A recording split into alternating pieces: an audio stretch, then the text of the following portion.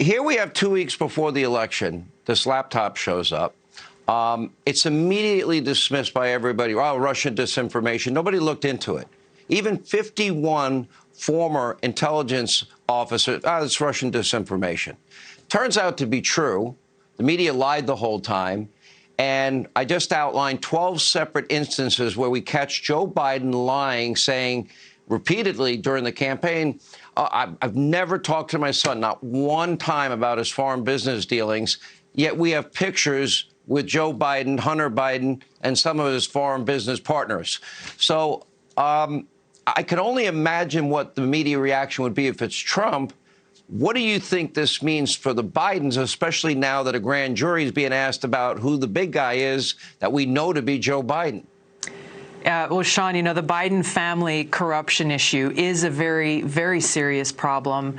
I think as you point to all of these examples, it points to actually an even deeper, more serious problem that poses an existential threat to our democracy. And that problem lies in the fact that you have the mainstream media, you have social media, you have Google, which is much bigger and more powerful than social media, and you have the security state, as you saw with these 51 senior level intelligence officials, all working as the arm and mouthpiece for the Washington elite, the power elite.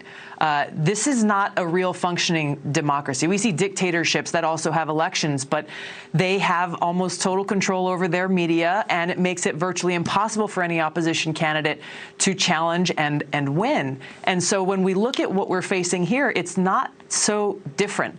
They decide, okay, Biden's the guy that we want to win.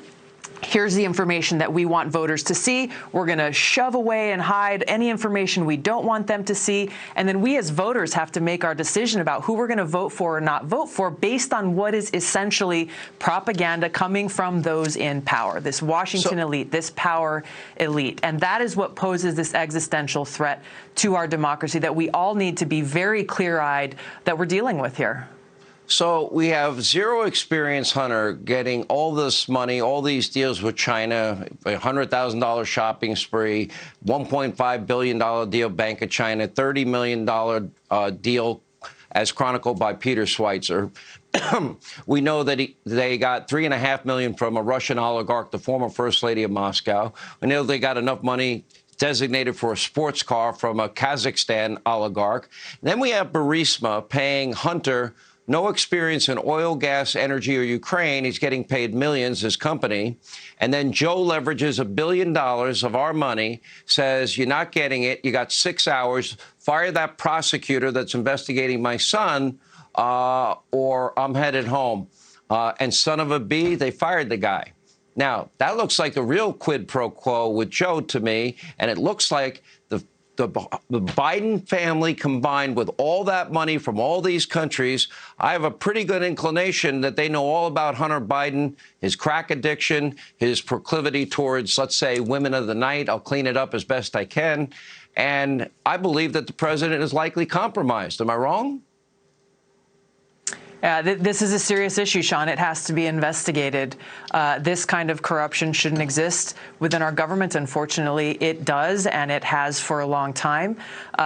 As we approach the 2022 elections later this year, as we approach the 2024 election, what I really want to redirect people's focus and attention on is this fact that you have the Washington elite that is essentially controlling what we see and hear. The reason why this is important for us to know is because we as voters have to be able to sift through that propaganda in order to try to find and recognize the real truth and information and make that best informed decision so that we can get rid of these politicians who are part of this establishment and continuing to propagate this nonsense and this insanity that is posing this real threat to the existence of our actual democratic republic.